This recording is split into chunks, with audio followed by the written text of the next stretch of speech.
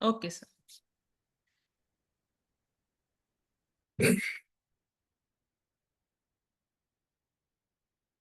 வாழ்க வையகம், வாழ்க வையகம், வாழ்க வளமுடன். அறிஞர் பெருமக்களே, சான்றோர் பெருமக்களே, சிந்தனையாளர்களே, உங்கள் அனைவருக்கும் முதற்கண் என் வணக்கத்தை தெரிவித்துக் கொள்கின்றேன். வாழ்க வளமுடன்.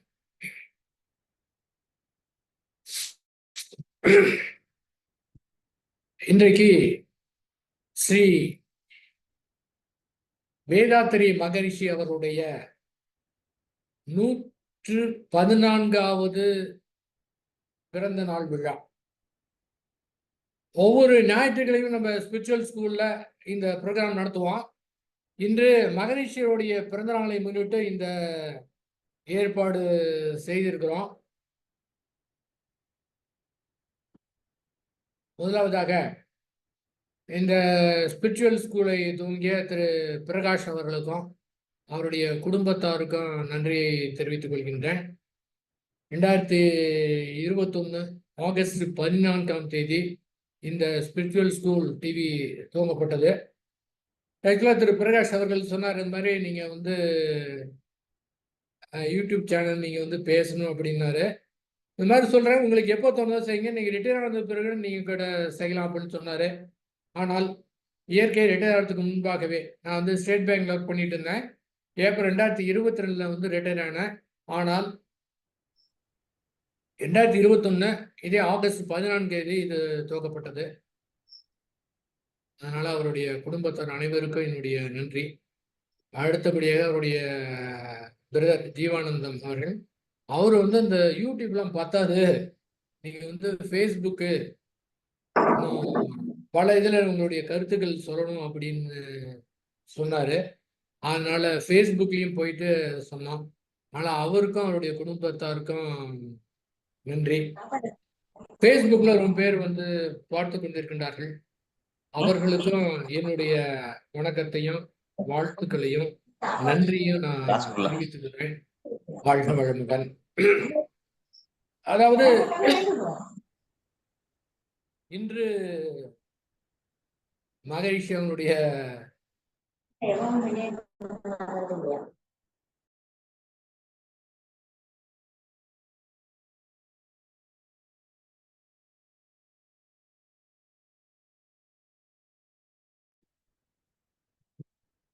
வாழ்க வளமுடன்.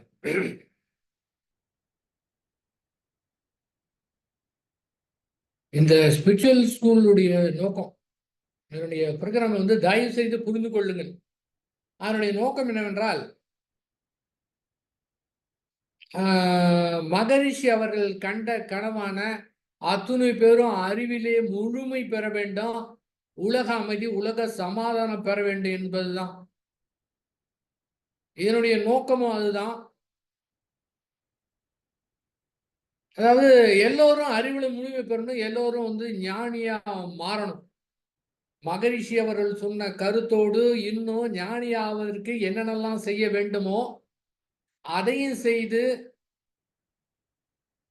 அத்தனை பேர் ஞானி ஆகணும். ஞானி ஆகணும்னா தனியா ஆக தேவையில்லை, ஏற்கனவே நாம் ஞானியாக இருப்பதை நாம் தெரிந்து கொள்ள வேண்டும். இதுதான் முக்கியமானது. ஏன்னா இந்த ஞானம் அப்படிங்கிறது கூட புரிந்து கொள்ளுதல்னு சொல்லலாம். புரிந்து கொள்ளுதல்னா நம்முடைய மனதை பொறுத்தவரை, அகத்தை பொறுத்தவரை எதுவுமே செய்ய தேவையில்லை, சீரமைக்க தேவையில்லை. அது தானாவே சீரமைத்து கொண்டு விடும், தானாவே சரியாயிரும். புறத்தால் தான் நமக்கு வேலை இருக்கின்றது. இதை தெளிவா புரிந்தாலே போதுமானது. அந்த புரிதலுக்கு பிறகு கிடைக்கக்கூடியது விடுதலை, முக்தி. அது நம்மிடத்திலே இயல்பாக இருக்கின்றது. அத்தனை மகான்களும் அதுதான் சொன்னாங்க. இப்ப நீங்க பார்த்தீங்கன்னா, சேலத்துல ஸ்ரீ பகவத் ஐயா அவர்களுடைய நடத்தக்கூடிய ஞான முகாமில் கிட்டத்தட்ட 80% மக்கள் யார் வராங்கன்னா வேதாத்திரி மகரிஷியுடைய சீடர்கள் தான் வராங்க. ஏன்னா வேதாத்திரி மகரிஷி அந்த அளவுக்கு ஒரு ஏக்கத்தை கொடுத்துருக்கிறாருங்க, ஒரு தாகத்தை கொடுத்துருக்கிறாரு. அது மட்டும் இல்ல, எப்படி கிடைத்தது பிறகு நல்லா சர்வீஸ் பண்ணணும் அப்படின்னு அவர் கொடுத்துருக்கிறாருங்க. அதன் காரணமாக தான் ஒவ்வொரு ஞான முகாமிலையும் பார்க்குறேன் 80% மக்கள் இது வராங்க. ஸ்ரீ பாகவதாயிட்ட பேசிட்டு போது சொன்னேன். இந்த புரிதல் வந்து மிக எளிமையானது. இருந்தாலும் மக்கள் ஏன் புரிஞ்சுக்க மாட்டேங்கிறாங்க? என்ன காரணம்னு சொன்னப்போ அவர் சொன்னாரு, அதாவது எடுத்த எடுப்புல இங்க வந்தாங்க அப்படின்னா அவங்களுக்கு வந்து புரியலாம். அவங்கெல்லாம் வந்து கவலை இல்லாம தங்களுடைய வாழ்க்கையை நடத்தலாம். ஆனால் ஏதோ ஒரு தேடுதலுக்கு வரவங்களுக்கு அவங்களுக்கு ரொம்ப கிளிக் ஆயிடும். அதுல மகரிஷியோட சிலருக்கு ரொம்ப கிளிக் ஆயிடுது அப்படின்னு சொன்னாருங்க. அதனால பேஸ் வந்து மகரிஷி சூப்பரா போட்டு வச்சுட்டாரு. அற்புதமா போட்டு வச்சுட்டாரு. ஒரு ஒரு தனி மனிதனாக 1911 ஆகஸ்ட் 14ஆம் தேதி பிறந்து தன்னுடைய 35வது அறிவியலை முழுமை பெற்று அதன் பிறகு பார்த்தீங்கன்னா 2006ல அவர் என்னன்னாலும் நினைச்சாரோ அந்த 3/4 முடிச்சிட்டாருங்க. நிஜமாவே ஒரு மகான் வந்து சொன்னாங்கன்னா அவங்க வந்து எத்தனையோ கனவு கண்டிருப்பாங்க. அவங்க வந்து போயிருவாங்க. அதுக்கு அவர் போனது பிறகு தான் மத்தவங்களுடைய அருமை தெரியும். ஆனா இவர் மட்டும் என்ன நினைச்சாரோ அதை 3/4 முடிச்சிட்டாருங்க. அந்த அளவுக்கு அ ஒரு மாபெரும் ஒரு விழிப்புணர்வை ஏற்படுத்தி, ஆன்மீகத்துல ஒரு உரைநிலையாக உறங்கிக் கொண்டிருக்கின்றதா அப்படியே உடைத்தெறிந்து, முதலாக ஒயிட் அண்ட் ஒயிட் போட்டு மாபெரும் ஆன்மீகத்துல மாற்றத்தை ஏற்படுத்துனவர் வேதாத்திரி மகரிஷின்னு சொல்லலாம். எல்லாரும் வயசானவங்க தான் ஆன்மீகத்துக்கு போகணும். குடும்பத்தினங்க போக முடியாது. பெண்கள்லாம் கற்றுக்கொள்ள முடியாது அப்படின்னு சொல்றதெல்லாம் மாற்றி அமைத்து, எல்லாரும் கத்துக்கலாம். யார் வேணாலும் கத்துக்கலாம். குடும்பத்தினரும் கத்துக்கலாம். பெண்களும் வந்து கற்றுக்கொள்ளலாம். இதற்காக குடும்பத்தை துறக்க வேண்டிய தேவை கிடையாது. பிசினஸ் பண்ணிக்கலாம், ஆபீஸ் போய்க்கலாம். இதற்கு அதுக்கு சம்பந்தமே கிடையாது. எவ்வளவு நேரம் உங்களால ஒதுக்க முடியுமோ அதை செய்தே தன்னுடைய வாழ்க்கையை சிறப்பாக அமைத்துக் கொள்ள முடியும். ஆன்மீகத்துக்கும் வந்து போக முடியும். நீங்க ஞானமும் அடைய முடியும். முக்தி நிலையம் அடைய முடியும் அப்படின்னு தெளிவாக எடுத்து கொடுத்த காரணத்தினால அதற்கு பிறகுதான் தமிழ்நாட்டிலேயே அற்புதமாக ஆன்மீக ஒரு புரட்சி என்னன்னா அது உணர்ச்சி வயப்பட்டது. திரட்சி என்பது அன்புமயமாக்கப்பட்டது. அதன் காரணமாக தமிழ்நாட்டிலே திரட்சி ஏற்பட்டு இப்போது உலகம் முழுவதும் கோடிக்கணக்கான மக்கள் ஸ்ரீ வேதாத்திரி மகரிஷி அவர்களின் காரணமாக அமைதியிலே திளைத்துக் கொண்டிருக்கின்றார்கள். எத்தனையோ குடும்பம் அமைதியிலே திளைத்துக் கொண்டிருக்கின்றது. அது யாரு காரணம்? ஒரே ஒரு தனி நபர் வேதாத்திரி மகரிஷி தாங்க. அதுல வந்து சந்தேகமே கிடையாது. அதுக்கு பிறகுதான் எக்கச்சக்கமா ஆன்மீக அமைப்புகள்லாம் வந்ததுன்னா, அவரோட அவருக்கு பிறகு அவர் ரெடி பண்ணி வச்சதுக்கு பிறகுதான் மத்ததெல்லாம் வந்ததுங்க. அவரு சாதாரணமாக வந்து நினைக்க முடியாது. மிக எளிமையானவர். உள்ளுக்குள்ளார அந்த அளவுக்கு ஏக்கம், வெறும் ஏக்கம் மட்டும் இல்லாம என்ன மாதிரி செயல் செய்தா அவர்கிட்ட பிடிச்ச தத்துவமே என்னன்னு கேட்டீங்கன்னா செயல் விளைவு தத்துவம் தான். வெறுமனே ஏங்குனதுனாலவே வெறுமனே ஆசைப்படுற காரணத்தினால எதுவுமே கிடையாது. அந்த செயல்ல வந்து செய்து காமிக்கிறது. பாருங்க அவர் முடிச்சிட்டாரு. அவருக்கு தெரிஞ்சிச்சு, தெளிவா தெரிஞ்சிச்சு, என்ன செய்ய வேண்டும் என்று தெரிஞ்சிச்சு. அதன் காரணமாக உலக சமுதாய சேவா சங்கம் அப்படிங்கிற ஒரு அமைப்பை 1958 கூடுவாஞ்சேரியில வந்து துவங்கினாரு. ஒரு குடிசையில போட்டாருங்க உலக சமுதாய சேவா சங்கம்னு. எல்லாரும் அங்க அந்த கூடுவாஞ்சேரியில இருக்கிற மக்கள் கிண்டல் பண்ணாங்க. ஐயா நீ இந்த குடிசையில உட்காந்துட்டு எப்படி உலகத்துக்கு சேவை செய்ய போறேன்னு கேட்டாங்க. மகரிஷி மனம் தளரல. அப்புறம் பார்த்தீங்கன்னா இப்ப என்ன ஆயிருக்குங்க? எப்படிங்க? ஒரு கிராமத்துல வந்து ஒரு ஓலை குடிசையில வந்து ஸ்டார்ட் பண்ணி அதன் பிறகு உலகம் முழுவதும் கோடிக்கணக்கான பேர் கத்திருக்கிறாங்கன்னா அதுக்கு வந்து இது வந்து சாதாரண உழைப்பு கிடையாதுங்க. ஒரு மாபெரும் ஹார்ட் ஒர்க் பண்ணனாலதான். அப்ப செயல் செயல் செயல் வெறுமனை வந்து பேசுறது கிடையாது, ஆசைப்படுறது கிடையாது, ஏக்கம் மட்டும் இல்லாம அது அவர் செயல் செய்த காரணத்தினாலதான் இந்த அளவுக்கு வந்து பெருகி இருக்குதுங்க. ஒவ்வொரு கணத்திலையும் என்னை வழி நடத்துவது யார் அப்படின்னா ஸ்ரீ வேதாத்திரி மகரிஷி. நான் 6வது படிக்கும் போதே நான் ஒரு முடிவு பண்ணிட்டேன். என்னென்றால் கடவுளே இல்லை அப்படின்னு முடிவு பண்ணி 6வது படிக்கும் போதே நாத்திகனாக மாறிவிட்டேன். அதன் பிறகு 1986 ஆகஸ்ட் மாதம் 19ஆம் தேதி நான் போய் வந்து தியானம் வந்து கற்றுக்கிட்டேங்க. அன்றைக்கு பேராசிரியர் உலகநாதன் அவர்கள் எனக்கு தியானம் வந்து கற்றுக் கொடுத்தாங்க. இன்னைக்கு ஒரு 5, 6 பேர் கற்றுக்கிட்டோம். எனக்கு கற்றுக் கொடுத்தாரு. அந்த மூலாதாரத்துக்கு சக்தியை அப்படியே மேலே கொண்டு வந்து ஏற்றி புருவமத்தில வைத்தாரு. எனக்கு அன்னைக்கே ஒரு ஒரு மாதிரி ஆயிடுச்சு. நினைச்சு பார்த்தேன். நம்ம வந்து கடவுள் இல்லைன்னு சொல்லிட்டுங்க. என்ன நடந்து கொண்டிருக்கின்றது? எப்படி ஒரு செகண்ட்ல எப்படி இந்த மாதிரி புருவமத்தில ஒரு உணர்வு கிடைக்கும்? அப்படியே ஆச்சரியம்.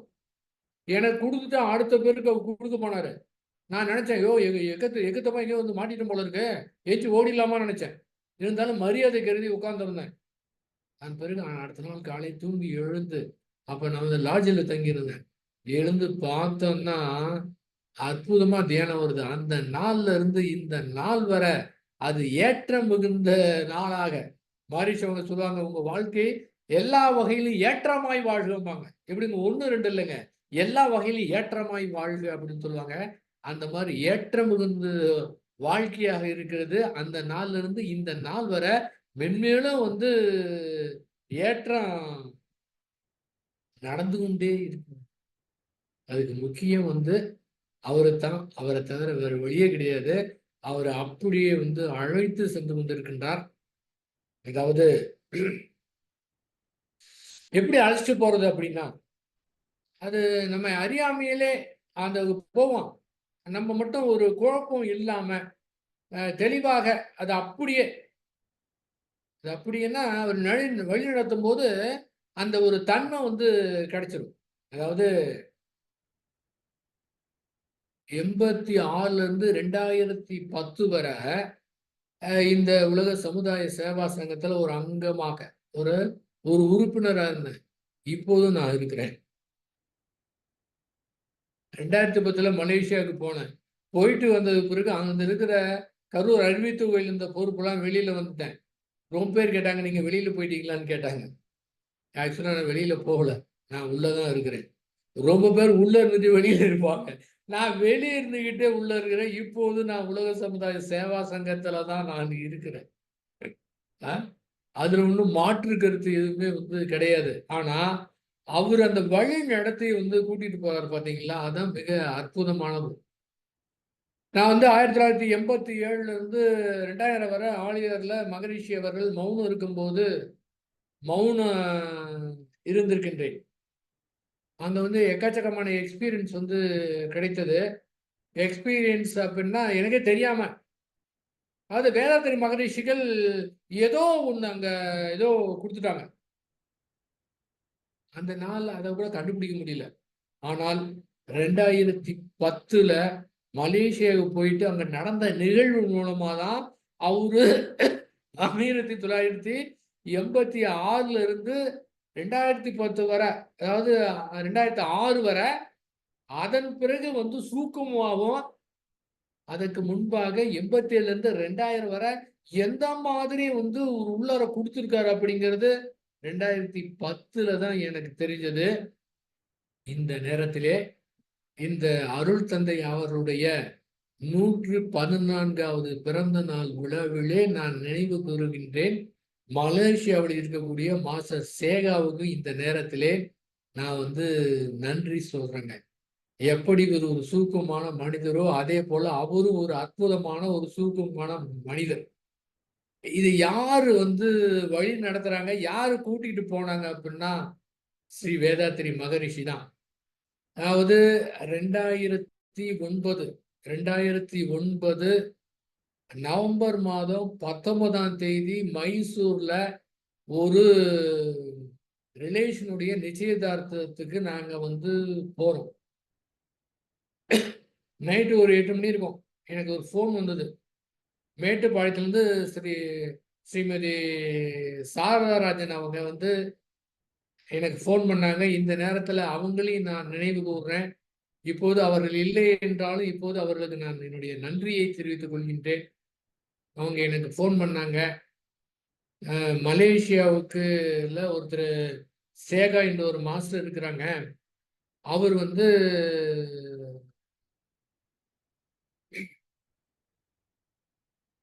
சிங்கப்பூர்ல ஒரு சித்தர் மாநாடுக்கு வந்திருந்தாரு. நான் அப்ப அவர மீட் பண்ணேன்.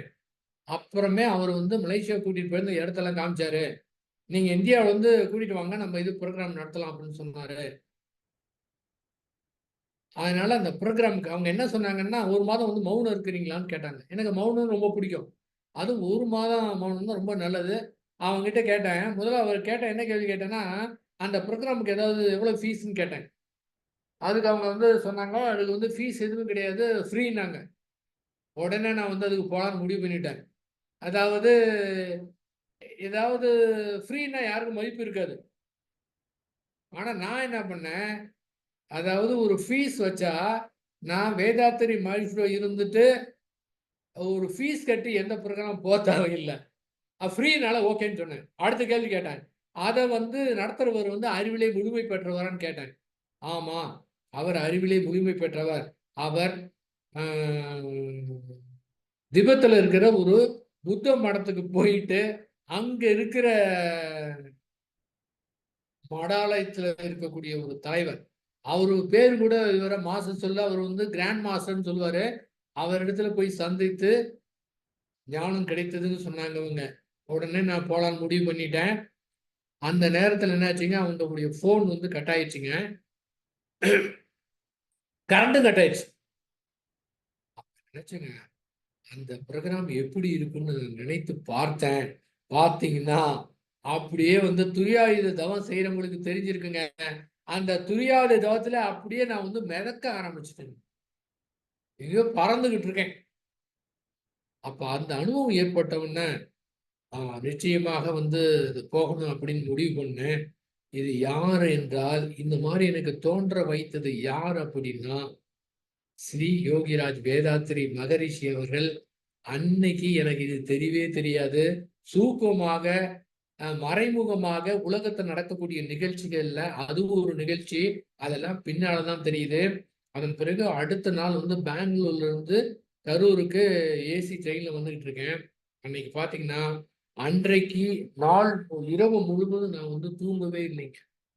தூங்கலன்னா சில பேர் வந்து நான் நைட் ஃபுல்லா தூங்கவே இல்லவங்க தன்னை அறியாம தூங்கியிருப்பாங்க. அந்த மாதிரி கிடையாதுங்க.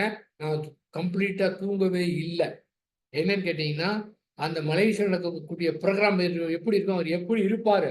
அப்படின்னு ஒரு ஏக்கத்தோடு நான் இருந்தேன்.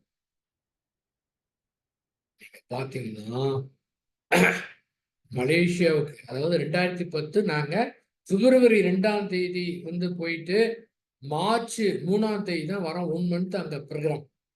அங்க போனதுக்கு பிறகு தான் தெரிந்தது, மகரிஷி என்னை எப்படி தயார்படுத்தியிருக்கின்றார் என்று அங்க போனதுக்கு பிறகு தான் தெரிஞ்சுதுங்க. என்னாச்சு தெரியுங்களா? போனதுக்கு பிறகு வந்து அந்த மலேசியாவுல இருக்கக்கூடிய அந்த மாஸ்டர் சேகா அவரு எனக்கு ஒரு மெயில் அனுப்பிச்சார். அந்த மெயில்ல குறிப்பிட்டிருந்தார். திடீர்னு ஒரு நாள் எனக்கு ஒரு இது வந்துச்சு. என்ன வந்துச்சுன்னா, யாரோ ட்ரெயின்ல போயிட்டு இருக்கிறாங்க. அவர முன்ன பின்ன எனக்கு தெரியாது. ஆனால் அவருடைய ஆன்ம அளவு எனக்கு தெரிஞ்சது. அவருடைய ஏக்கம் எனக்கு தெரிஞ்சது. யாருன்னு பார்த்தா ஓடுற ட்ரெயின்ல அவரு படுத்துக்கிட்டு இருக்காரு. அதன் பிறகு அங்க மலேசியால அங்க இருக்கிற மலேசியா அன்பர்கிட்ட சொல்றப்போ அவர் சொல்லுவாரு, "இவரு மனோகரன நான் வந்து ஓடுற ட்ரெயின்ல பிடிச்சேன்" அப்படிம்பாரு. இதெல்லாம் அதுக்கு பிறகு தான் தெரியும். அன்னைக்கே அவர் கண்டுபிடிச்சுட்டாரு. இது எல்லாம் முன்னேற்பாடு யாருன்னு கேட்டீங்கன்னா, வேதாத்திரி மகரிஷி. அழைச்சிட்டு போறாரு பாருங்க. இதெல்லாம் எதுவுமே தெரியாம நாங்க போனோம். நான் மௌனம் இருக்கலான்னு போனேன். அங்க போனதுக்கு பிறகு தான் தெரியுது, ஓஷோ யோகா கத்துக் குடுத்தாங்க. எக்கச்சக்கமான நிகழ்வு நடந்தது. அப்பதான் எனக்கே தெரிஞ்சது, வேதாத்திரி மகரிஷி அவர் மௌன காலகட்டத்துல என்கிட்ட எதுவுமே பேசாம, எதுவுமே இல்லாம, ஒண்ணுமே இல்லாம, அற்புதமான ஒரு ஒரு ஒரு பதிவை என்னுடைய மூளையில வந்து குடுத்து வச்சிட்டாருங்கிறது, அன்னைக்கு தான் எனக்கு தெரிஞ்சுதுங்க. மலேசியாவுல நடந்த அந்த புரோகிராம்ல தான் தெரிஞ்சுது. ஒரே செகண்ட்ல தெரிஞ்சு போயிடுச்சு. ஆகா! இது யாருடைய வேலை அப்படின்னு. அங்கிருந்து வந்தேன். அதற்கு முன்பாக, அப்போ வந்து கரூர் அறிவுத்திருக்கோயில்ல ஒரு மௌனம் தாங்க. மௌனம் என்ன தெரியுங்களா? அதாவது ஆன்மீக தியானம். மாதத்துக்கு 2 நாள். 2வது சனி, ஞாயிறு நடக்குங்க. அது வந்து 36 மாதங்கள் அது நடத்தணும். கரூர் அறிவுத்திருவிழா நடத்துவேன் சனி, ஞாயிறு. பார்த்தீங்கன்னா, அந்த ஹாலே ஃபுல் ஆயிரும். ரொம்ப பேர் அட்டெண்ட் பண்ணுவாங்க. அத ஆரம்பிக்கிறதுக்கு முதல் நாள் மாதம் நான் வந்து சொன்னேன், இந்த 36 மாதம் ஆரம்பிக்கிறதுக்குள்ளார வேற நிலைக்கே எல்லாரும் போயிருவாங்க அப்படின்னு சொன்னேன். அதன் பிறகு குறிப்பிட்ட நாட்கள் கழித்து 2009 மிடில் என்னமோ என்னை வந்து திருவான்மியூர்ல தலைமை மன்றத்துல இதே போல ஆளுநர் டே நடத்துறதுக்கு என்னை வந்து கூப்பிட்டாங்க. நானும் போனேன். அது வந்து முதல் செமினார் நடக்கும். கரூர் அறிவித்துறையில் 2வது செமினார் நடக்கும். அதுக்கு நான் வந்து அங்க போயிட்டு இருந்தேங்க. போயிட்டு வந்ததுக்கு பிறகு இந்த மார்ச் வந்ததுங்களா, ஏப்ரல், மே, ஜூன், ஜூலை எண்டோட கரூர் அறிவுத்திருக்கோயில்ல நான் வந்து செக்ரட்டரியா இருந்தேன். அங்க வந்து எக்கச்சக்கமான நண்பர்களுக்கு தியானம் கற்றுக் கொடுத்துருக்கோம். மகரிஷி அவர்களுடைய வழி நடத்தல்ங்கிறதுலாம் எனக்கு தெரியாது. அதுக்கப்புறம் தான் தெரியும். என்ன பண்ணேன், அதுல இருந்து நான் அங்க இருக்கிற பொறுப்பை விட்டுட்டு நான் வெளியில வந்துட்டேங்க. அந்த மலேசியா போயிட்டு வந்ததுக்கு பிறகு அந்த திருவான்மூர்ல நடந்த ப்ரோக்ராம் வந்து வேற லெவல்ங்க. கிட்டத்தட்ட ஒரு 150 பேர் வந்திருப்பாங்க. அதன் பிறகு அதுக்கு முன்பா நடந்ததுக்கு, அதுக்கு போயிட்டு வந்ததுக்கு பிறகு அவங்களுடைய நடந்தெல்லாம் அந்த அந்த 150 200 பேருக்குலாம் என்ன நடந்ததே தெரியாது.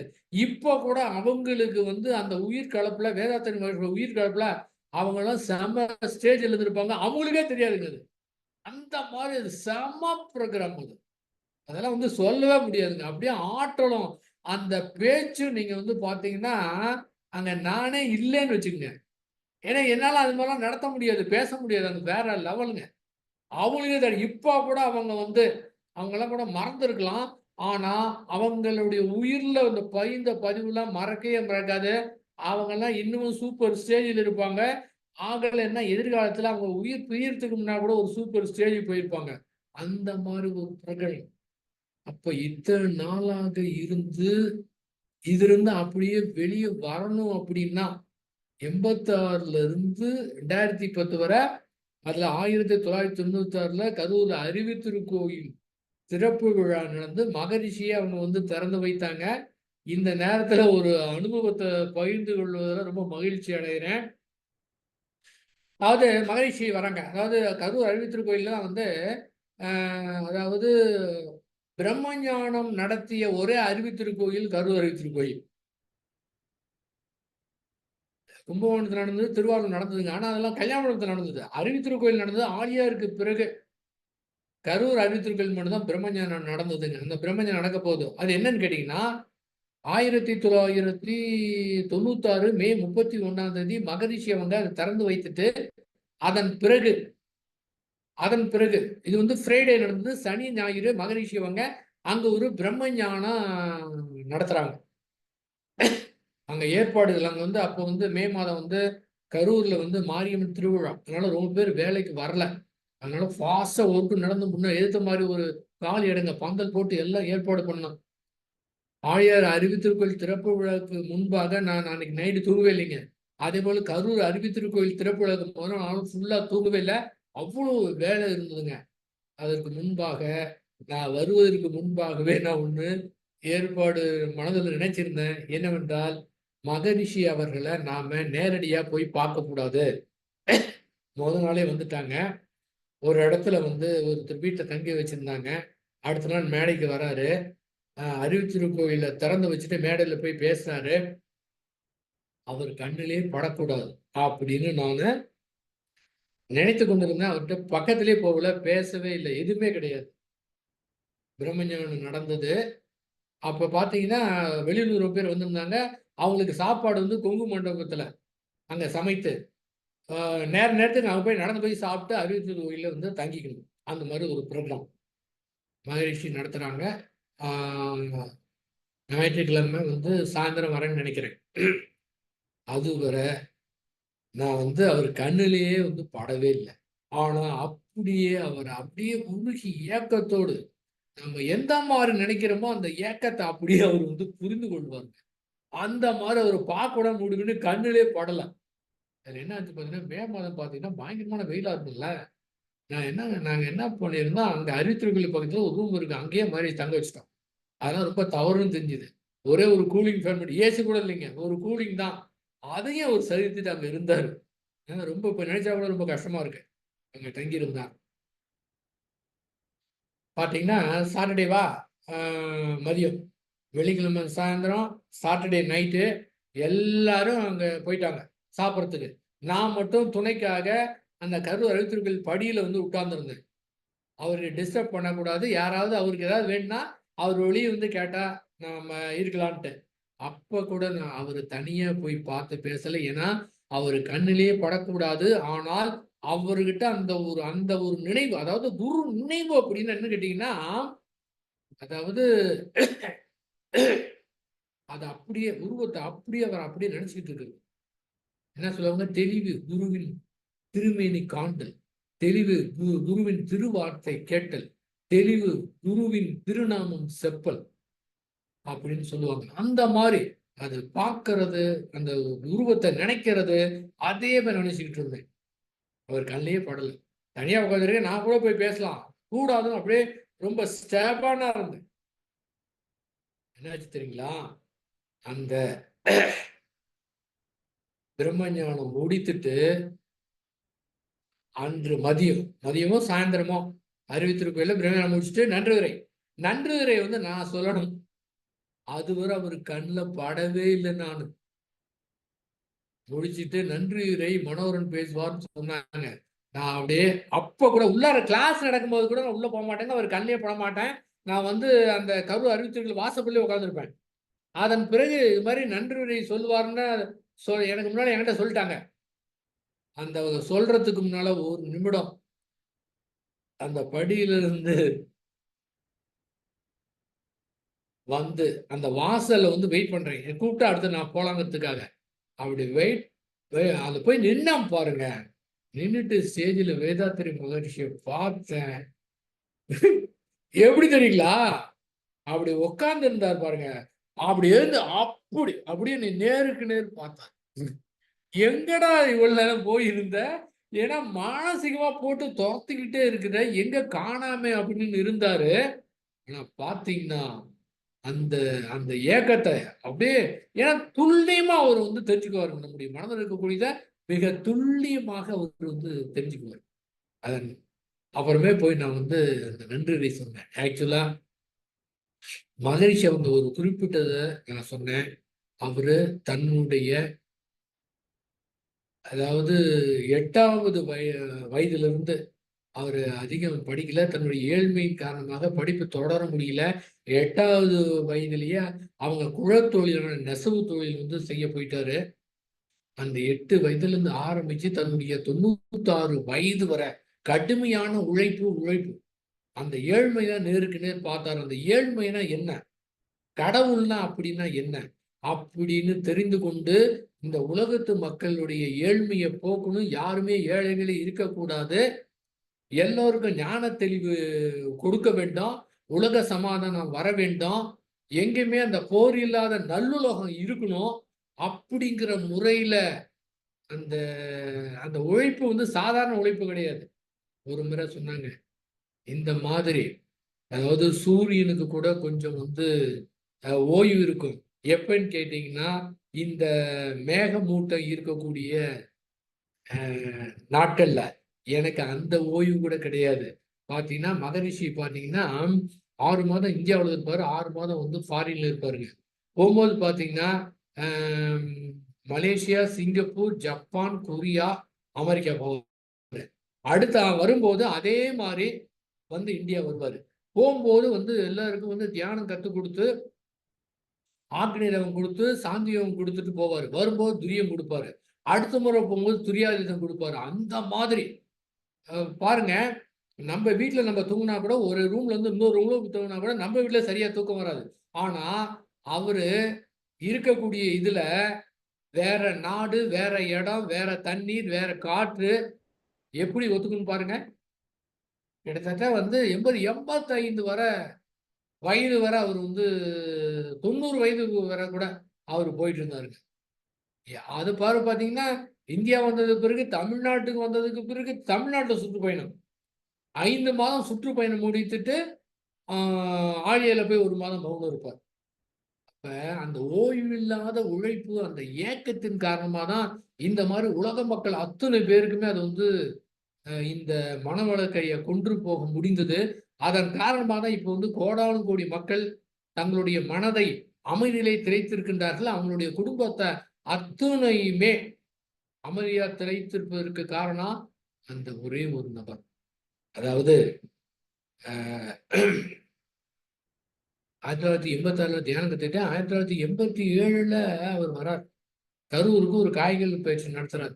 கரூர் வாசவி மகால்ல அது நடக்குதுங்க. நான் என்ன முடிவு பண்ணேன்னா, மகரிஷி கரூருக்கு வந்து கிருஷ்ண கவுடு ஐயான்னு இருக்காங்க. அவங்க தான் வந்து கவுட ஐயாவும், அவங்க வாழ்க்கை துணை துப்புராஜம்மாள் 2 பேரும் தான் வேதாத்திரி மகரிஷிய தமிழ்நாடு முழுவதும் தன்னுடைய அம்பாசடர் கார்ல அழைச்சிட்டு போனவரு அவர்தான். அதுக்கு வந்து கரூருக்கு அதுக்கும் ஒரு பெருமை உண்டுங்க. அதனால அவங்க வீட்டுக்கு வருவாங்க. அப்ப ஃப்ரீயா மகரிஷிய பார்க்கலாம். மகரிஷி வந்துட்டாருன்னா, அவரு குளிக்கிற நேரம், தூங்குற நேரம் தவிர மகரிஷியோட இருக்கணும் அப்படின்னு நான் வந்து ஒரு முடிவு பண்ணியிருந்தேன். மகரிஷி வந்தாங்க. முதல் நாளே வந்துட்டாங்க. அதன் பிறகு அடுத்த நாள் வந்து ஞாயிற்றுக்கிழமை வந்து காய்கல்ப பயிற்சி நடக்குது. அன்று மாலை ஒரு மீட்டிங் நடக்குதுங்க. ரோட்டரி கிளப்பும், இந்த மன்றமும் சேர்ந்து அந்த ப்ரோகிராம் நடத்துறாங்க. அந்த காய்கள் பயிற்சி முடிஞ்சது. அங்கேயே லஞ்ச் குடுத்தாங்க. எல்லாரும் போயிட்டாங்க. ரொம்ப பேர் அவங்க வந்து தியானம் வந்து கத்துக்கிட்டாங்க. அந்த காலத்துல வந்து இந்த தியானம் கத்துக்கிறதுக்கு ரூ. 11 தான். ஆனா மகரிஷி கிட்ட வாங்குதுன்னா, அதுக்கு எவ்வளவு ஃபீஸ்னா ரூ. 100. இதுல இன்னொன்னு எனக்கு நினைவுக்கு வருதுங்க. நான் ஃபர்ஸ்ட்டு தியானம் கத்துக்கிட்டேன். அப்புறமே ஊருக்குலாம் போம்போது எங்க அம்மாட்ட சொல்லிட்டே இருப்பேன். ஒரு நாள் என்ன ஆச்சுன்னு பார்த்தீங்கன்னா, எங்க அம்மாவுக்கு வந்து அன்பொழி படிச்சாங்க. ஒரு நாள் மதியம் வந்து அன்பொழி படிக்கும்போது பார்த்தீங்கன்னா, அந்த அன்பொழி புத்தகத்துல வேதாத்துரிய மகரிஷி உருவம் அப்படியே தெரியுது அவங்களுக்கு. ஏன்னா, ஒவ்வொரு முறையும் நான் பேசி, பேசி அவங்க ஸ்டேஜுக்கு வந்து போயிட்டாங்க. அப்படியே மகரிஷியோட உருவம் தெரியுது. அந்த உருவம் தெரிஞ்ச உடனேயே, இவங்க புருவ மத்தியில அப்படியே குறுகுறுன்னு ஒரு ஒரு உணர்வு வந்துருச்சு. மகரிஷியுமா வேதாத்திரி மகரிஷியும் எங்க அம்மாவுக்கு தீட்சை குடுத்துட்டாரு. போனோனே அவங்க அம்மா அது மாரி சொன்னாங்க. அதன் காரணமா அவங்க அம்மா என்ன சொன்னாங்க, எங்க ஊர்ல வந்து கிராமத்துல கிட்டத்தட்ட ஒரு 50 பேருக்கு நாங்க தீட்சை குடுத்துருப்போம். நாங்கன்னா வந்து ஊரக்கரை அந்த பொன்னமல ஐயான்னு ஒருத்தர் இருந்தாரு. அவருக்கு வந்து துறையர் மன்றத்துக்கு அவர்கிட்ட கேட்டுட்டு, அவர வந்து எங்க வீட்டுக்கு வரவழைத்து, எங்க கிராமத்துல இருக்கிற ஒரு 50 பேருக்கு நாங்க தீட்சை குடுத்துருப்போம். ஆனா, எங்க அம்மா என்ன சொல்ட்டாங்க, நான் வந்து வேதாத்திரி மகரிஷி தான் தீட்சை வாங்கிக்கணும்னு சொல்ட்டாங்க. அதனால அந்த காய்கள் பவன் நடத்துற அன்னைக்கு, அதுக்கு முன்பாக இந்த கரூர் வாசவி மகால்ல மகரிஷி தீட்சை குடுத்தாங்க. அதுல வந்து எங்க அம்மாவும் வந்து தியானம் வந்து கத்துக்கிட்டாங்க. சரிங்களா? காய்கள் பவன் முடிஞ்சது, சாப்பிட்டாங்க. எல்லாருமே போயிட்டாங்க. ஆனா என்ன ஆச்சு, அங்க புத்தகம் வந்து விற்பனை நடந்தது. என்ன சொல்லிட்டாங்க, நீங்க வந்து புத்தகம் சாயந்தரம் வர விக்கணும். ஆனா புத்தகம் அப்படியே 2 எடுத்து வைக்க வேணாம். நீங்க வந்து இங்க உட்கார்ந்து புத்தகத்த பார்த்துட்டுங்க, அப்படின்னு சொல்லிட்டு எல்லாரும் போயிட்டாங்க. நான் மட்டும் தனியா ஒரு ஆளா உட்கார்ந்துருக்கேன். நான் என்ன நினைச்சேன், வேதாத்திரி மகரிஷி வந்தாருன்னா கூடவே இருக்குன்னு நினைச்சேன். ஆனால் மதியம் 2:30 மணியிலிருந்து சாயந்தரம் 5:30, 6 மணிக்கு தான் புரோகிராம். அதுவரை நான் தனியாவே உட்கார்ந்துருக்கேன் அங்க. சரி பரவால்ல. இந்த புத்தகத்த எத்தனையோ பேர் வாங்கி, எத்தனையோ பேர் படித்து, அவங்கலாம் புரிந்துகிட்டு, வேதாத்திரியத்த புரிந்துகிட்டு, உலகத்துக்கு கூட அவங்க கொண்டு போவாங்க. அதற்கு ஒரு சிறு தொண்டாக நாம நினைத்துக் கொள்ளலாம். அப்படின்னு நான் அத பார்த்துக்கிட்டு இருந்தேன். சாயந்தரம் வேதாத்திரி மகரிஷி வந்தார். கார விட்டு இறங்குனார். அவங்களோட அவங்களுடைய வளர்ப்பு மகள் இன்னும் அவங்களும் வந்தாங்க. ஏறி வந்துகிட்டு இருக்காங்க. நான் என்னுடைய வாழ்க்கையில எக்கச்சக்கமான நான் பார்த்துட்டேன். ஒரு நிகழ்வு நடக்கும்போது இயற்கையை அப்படியே எல்லாத்தையும் தள்ளி விட்டுரும். அது எப்படிதான் தெரியல.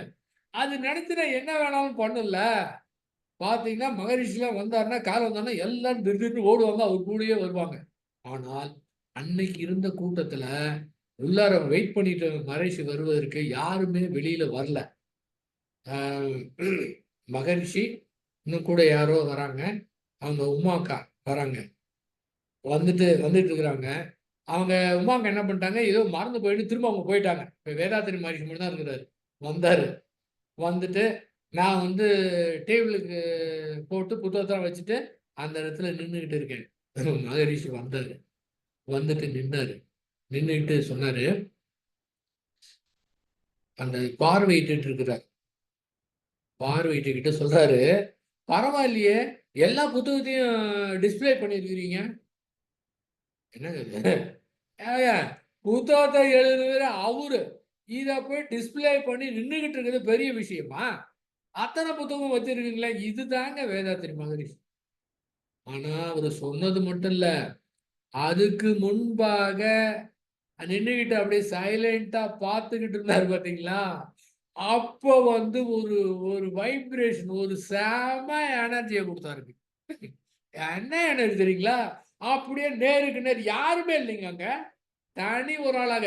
இந்த மாரி இயற்கை சூப்பரா வந்து ஏற்படுத்தி, அப்படியே சைலன்ட்டா பார்க்கிற மாரி பார்த்துக்கிட்டு, அப்படியே அந்த அலைய குடுத்தாரு பாருங்க. செம வைப்ரேஷன்.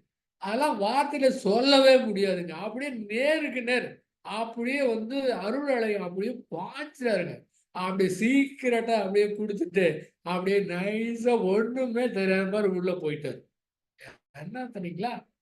அப்ப என்ன இயக்கம்? இது வந்து தீட்சை வாங்கிட்டு 1986 ஆகஸ்ட் இது நடக்கிறது ஜனவரி இல்லைங்க. இவ்வளவு குறுகிய காலகட்டத்துல என்னமா பாருங்க. எப்படி அடையாளம் கண்டுபிடிக்கிறாரு பாருங்க. அற்புதமானது. அதெல்லாம் வந்து மறக்கவே முடியாதுங்க. அந்த மாதிரி. இதெல்லாம் என்ன நடக்குதுன்னே தெரியாது. தீட்சை வாங்கிட்டோம் செஞ்சுட்டு இருக்கோம் அவ்வளவுதான். இந்த மாரி சூக்குமமான விஷயங்கள் இதெல்லாம் எக்கச்சக்கமானது. இதெல்லாம் இப்பதான் புரியுது. இப்பல்லாம் கூட இல்ல. 2010க்கு மலேசியா போனதுக்கு பிறகு தான் அவரு சொல்லிக் குடுத்து தான் இதெல்லாம் தெரியுது. என்ன மாரி வைப்ரேஷன் அப்படின்னு. சாதாரணமானது கிடையாதுங்க. அப்ப நான் என்ன நினைச்சேன், அவரு கூடயே இருக்குன்னு நினைச்சேன். அது நடக்கல. ஆனால் கூடவே இருந்தா என்ன மாரி கிடைக்குமோ, அத விட அற்புதமா அவரு வந்து குடுத்துட்டாருங்க. என்னங்க பாருங்க.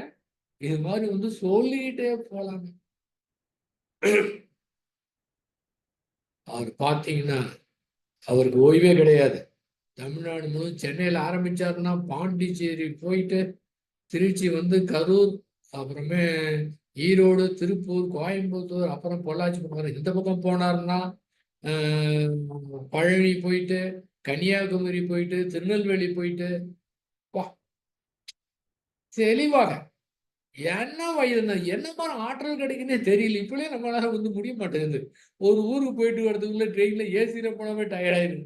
அடுத்த நாள் அப்படி தூக்கம் வருது. அவரு என்ன ஆகும்னா, நாடு நாடா போய் ம் என்ன காரணங்க?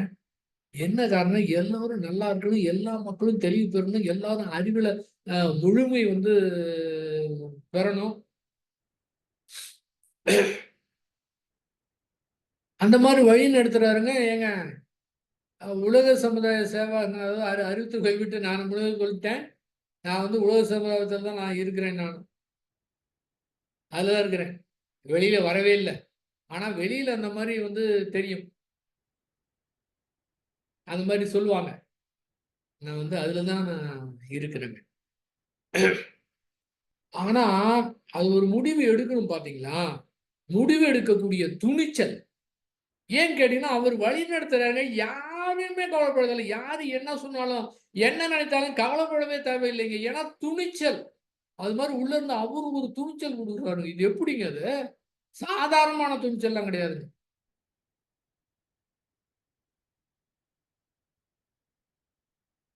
கரூர் அறிவித்திருக்கோயில் நீங்க பார்த்தீங்கன்னா, அது கட்டடம் கட்டும்போது பேஸ் மட்டும் போட்டுட்டு, ஒரு 48 நாட்கள் அந்த அறங்காவலருக்கே தெரியாம, நாங்க எல்லாம் யங்ஸ்டர்ஸா போயிட்டு ஒரு தனாகர்ஸ் டெய்லி காலையில பண்ணுவோம். அது அதுக்கப்புறம் தெரிஞ்சு தான் 48 நாள் வந்து ஏதோ விழா மாரி இது பண்ணாங்க. யாருக்குமே தெரியாம செய்யணும். அந்த அறிவித்திருவில் கட்டுறதுக்கு பணம் இல்ல. ஃபர்ஸ்ட் அறிவித்திருவில் கட்டும்போது, மகரிஷிய போய் நேரடியாக சந்தித்து ரூ. 1,00,000 வாங்கிட்டு வந்தோம். அதன் பிறகு ஒரு காயகல்பம் வந்து கரூர் அறிவித்திருக்கு கரூர்ல வந்து எல்ஜிபி மன்றத்தை நடத்துறோம். அப்போது மகரிஷியவன் குடுத்துறாங்க. அப்போ வந்து கிட்டத்தட்ட ஒரு 3000 டிக்கெட் வித்ததுங்க. காயகல்ப பயிற்சிக்கு ரூ. 100 3000 டிக்கெட் வித்தது. 1500 பேர் வந்தாங்க. அப்பவும் மகரிஷி சொன்னாங்க, முதல் முதலாக 1500 பேருக்கு காயகல்பம் குடுத்தது இதுதான் முதல் முறைன்னு சொன்னாங்க. அதுவும் அந்த கரூர் நகரத்துக்கு அந்த பெருமை வந்து சேருங்க. அந்த பேஸ்மென்ட் போடும்போது, அந்த சாட்டர்டே கூலி தரணும். நீங்க பார்த்தீங்கன்னா, ரொம்ப பேர் வந்து கரூர்ல வந்து ரொம்ப ஈகை குணம் கொண்ட மக்கள் ரொம்ப பேர் இருந்தாங்க. நான் வந்து சைக்கிள்ல போயிட்டு பணத்தை வசூல் பண்ணி அப்படியே கையில ரசீதை போட்டுட்டு கொடுத்துட்டு வருவேன். அதை வச்சுதான் கொடுக்கணும். அதன் பிறகு காலையில போயிட்டு அந்த அறிவித்தவர்களுக்கு தண்ணீர் பாய்ச்சுவது, அந்த மாதிரி இது மாதிரி வெளியிலே சொல்ல முடியும். ஏன் இந்த நேரத்துல சொல்றேன் அப்படின்னா, என்ன மாதிரி இருந்தாலும் சரி, அவரு சொல்லிட்டாருன்னா அடுத்த நிமிஷமே அப்படியே அத்தனையும் தூக்கி போட்டுட்டு அப்படியே துறக்கக்கூடிய மனப்பான்மை வந்தது ஸ்ரீ வேதாத்திரி மகர்ஷி. அவருக்கு தெரியும் பின்னால என்னென்ன நடக்க போகுது. இப்போது என்னுடைய வயது 62. என்னுடைய முடியக்கூடிய காலகட்டத்துல என்னென்னலாம் நடக்க போகுதுன்னு எனக்கே தெரியாதுங்க. நான் சூப்பரா அதெல்லாம் நடக்குங்க. அப்ப அந்த மாதிரி ஒரு துணிச்சல் வந்து அவர் கொடுத்தது, அதை விட சப்போர்ட் பண்ணது, அந்த மாதிரி ஒரு துணிச்சலான ஒரு முடிவு எடுக்கணும்னா அது நிச்சயமாக மலேசியாவில் இருக்கக்கூடிய மாஸ்டர் சேகாவை தான். அந்த மாதிரி செம துணிச்சலுங்க. ஏன்னா தெளிவ மகரிஷி சொல்லுவாங்க, அஞ்சுவதேன் துணிந்துரைப்போம் அறிவே தான் தெய்வமாங்க. அப்ப தெளிவு வந்து கிடைச்சிச்சுன்னா வந்து சூப்பரா யாரு என்ன அதுல கவலையை அவங்க நினைச்சுக்குவாங்க இப்படியா இதோ நீங்க பாத்தீங்கன்னா கரூர்ல ரொம்ப பேர் சொன்னாங்க இவர் வந்து குருவுக்கே துரோகம் பண்ணிட்டாரு. ஏன்னா இந்த மௌனத்தின் மேன்மை, இந்த குடும்ப அமைதி, குருவின் மேன்மை வந்து பேசினா ரொம்ப பேருக்கு வந்து அது ரொம்ப பிடிக்கும். என்னுடைய மிஸ்ஸஸே சொல்லுவாங்க, இவர் வந்து பேசினார்னா அடுத்த நாள் காலையிலேயே போய் ஆலயத்துல போய் மகரிஷியை போய் பார்க்கலாமான்னு ஆசையா இருக்கும் அப்படின்னு சொல்லுவாங்க. அந்த மாதிரி பேசின ஆளு போயிட்டாருன்னா என்ன சொல்லுவாங்க, குருவுக்கே துரோகம் பண்ணிட்டாருன்னு. அது மட்டும் இல்ல, அங்க பொறுப்புல இருக்கும்போது நான் வந்து என்ட்ரன்ஸ்ல ஒரு போர்டு வச்சேன், இறைநிலை தேடும் பணி இங்கே முடிவடைகிறது. எங்க கரூர் அருவி திருக்கோயில்ல யாராவது இறைநிலையை தேடிக்கொண்டிருந்தார்கள் என்றால் அவங்களுடைய பணி முடிவடைந்திருதுன்னு அந்த எழுதியிருந்தேன். அப்புறம் ஒருத்தர் சொன்னாரா கேள்விப்பட்டேன், ஏங்க இறைநிலை தேடும் பணி இங்கே முடிவடைந்து இவரே போட்டுட்டு ஏங்க இவர் வந்து வெளியில போனாரு, குருக்கு துரோகம் பண்ணிட்டாரு அப்படின்னு சொன்னாங்க. நீங்க பாத்தீங்கன்னா அந்த மாதிரி அப்படியே விட்டுட்டு அது திருவான்மையூர்ல போய் அந்த பிரகரம் நடத்துறப்ப கடைசி வரை நான் வந்து சொல்லவே இல்லை. நான் மட்டும் 31 வெளியே வரணும்னு வந்து எஸ்கேஎம்ஐக்கு லெட்டர் கொடுத்துட்டேன். வேற யாருக்கிட்டையுமே சொல்லலை. அங்க திருவான்மையூர் மன்றத்தில் கூட சொல்லலைங்க. அந்த அந்த ஜூலை மாதம் நடந்த புரோகிராம் மிக அற்புதமான ஒரு புரோகிராம். அப்படியே ரவுண்டா 150 பேர் வச்சுட்டு அந்த உரை வந்து மிக அற்புதமானது. ஏன் ஏன்னா நான் பேசல, நான் பேசினா அது மாதிரி முடியாது, வேற லெவல்ல இருந்ததுங்க. அதுக்கப்புறம் தான் எல்லாருக்கும் தெரிஞ்சது